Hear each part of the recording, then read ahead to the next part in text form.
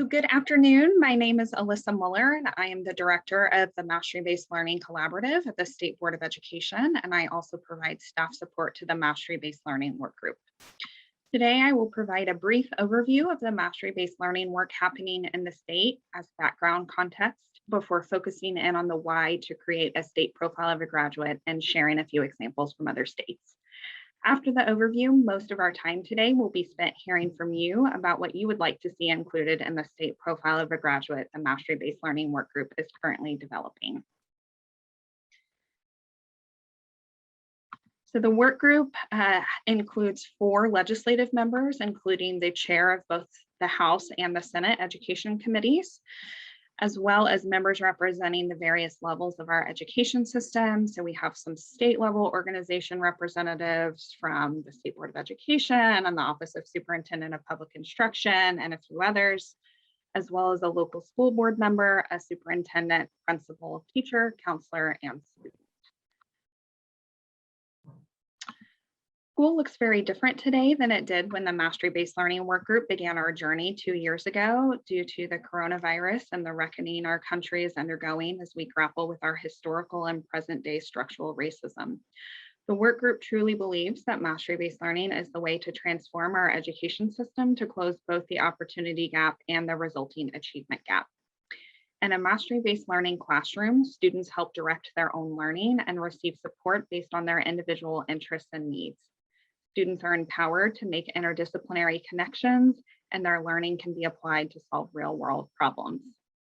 The work group believes that a student's demonstrated mastery of content rather than seat time should be the measure by which students are seen as ready to progress in their learning journey. Students demonstrate mastery of skills or concepts through tests, portfolios, projects, or other demonstrations. In Mastery-Based Learning, assessments are still aligned to the state and local learning standards, but they allow students to show what they know in different ways based on the student's preferred assessment method, as well as provide valuable feedback on the areas in which the student needs to deepen their learning. Mastery-Based Learning erases the need for gifted or remedial courses. It recognizes that each student's learning happens differently for every subject, while simultaneously valuing the knowledge and skills students bring with them from their diverse cultures and their learning that has occurred outside of the classroom.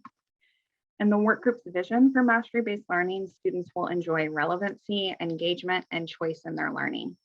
Because of this, Mastery-Based Learning facilitates students' transition to careers and prepares all students for the workforce of the future by allowing them to experience ownership over their own learning process.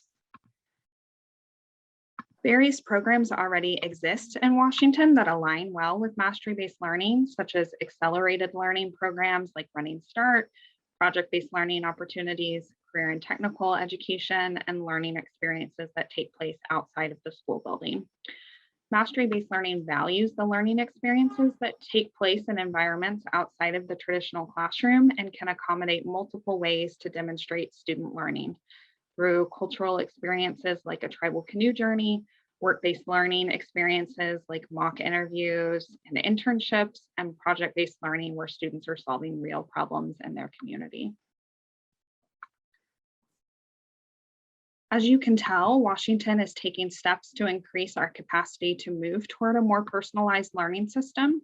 You can think of this work as a way of re-examining what we are asking students to know how to do and how we ask them to demonstrate that. The profile of a graduate will set the vision for what we require of all students, regardless of how we deliver instruction, either through a traditional model or through a mastery-based model.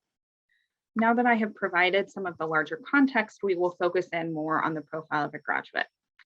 The Mastery-Based Learning Work Group has been charged by the legislature to develop a profile of a graduate by December of this year, describing the cross-disciplinary skills a student needs to develop by the time they graduate high school to be successful in their next steps in life, whatever those might be. The work group has been consulting with students and families of color, as well as representatives of higher education, business, and labor. The work group is continuing to do outreach statewide over the next few months to get input to inform the development of the profile. As a preview of work coming next year, and the same bill that extended the work group to develop a profile of a graduate, there is a process laid out for next steps with the profile. The State Board of Education will review the profile of a graduate recommended by the work group and may consider modifications to the profile based on public comment. This is intended to be a deliberate and inclusive process. The State Board was also tasked with submitting recommendations to the legislature to align graduation requirements with the profile of a graduate by December of 2022.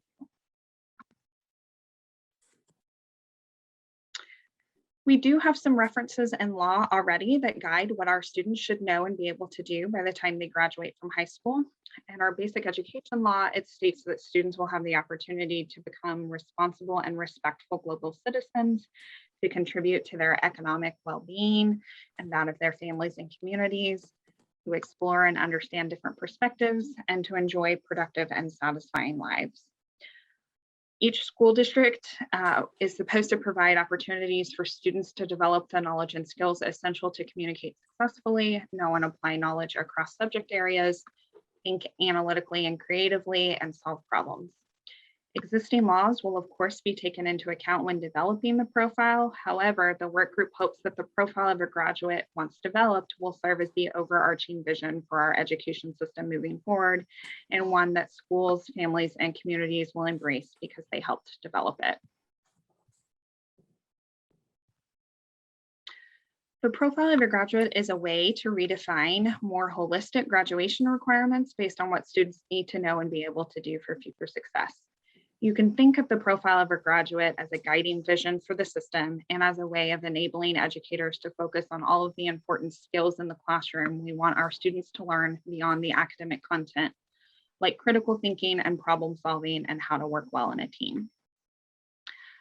Now I'm going to show a couple of examples of profiles of a graduate from other districts and states to give you a sense of what this might look like.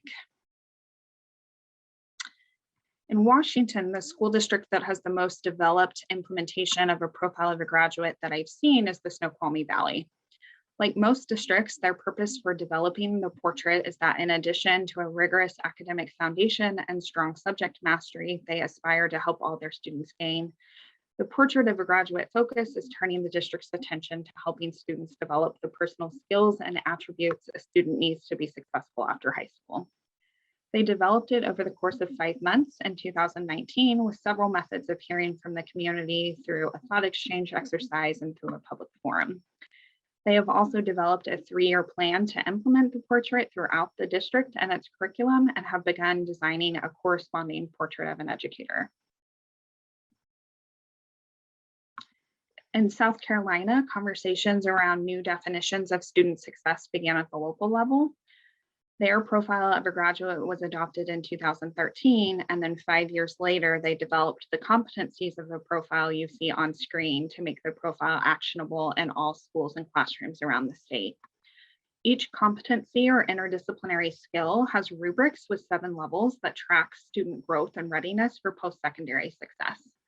The state's Department of Education provides ongoing professional learning opportunities around the profile of a graduate and associated competencies, including a teacher leader network to lead the implementation within their own communities.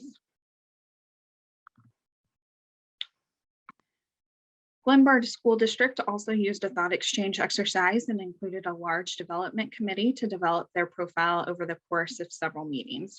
You'll notice that this example includes embraces diversity as one of the skills.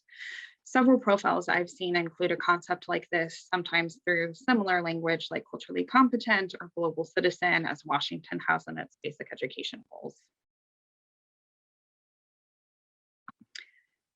These are some of the attributes I see listed the most in graduate profiles. You'll see that the 4 C's are on here of communication, collaboration, creativity, and critical thinking, since most districts start with these skills first and then build in additional skills based on their community engagement process. I would also note that some districts some states like Utah particularly includes both academic skills as well as social and emotional skills. So in Washington, the Mastery-Based Learning Work Group does not have a draft of our state profile of a graduate yet because we are still in the gathering feedback stage of development. That's why we need your feedback for what characteristics to include in the profile. We know that it will take some time for schools to align their work to the vision that's articulated in the profile once it's been developed, but the profile will be the state's vision for the K-12 system going forward.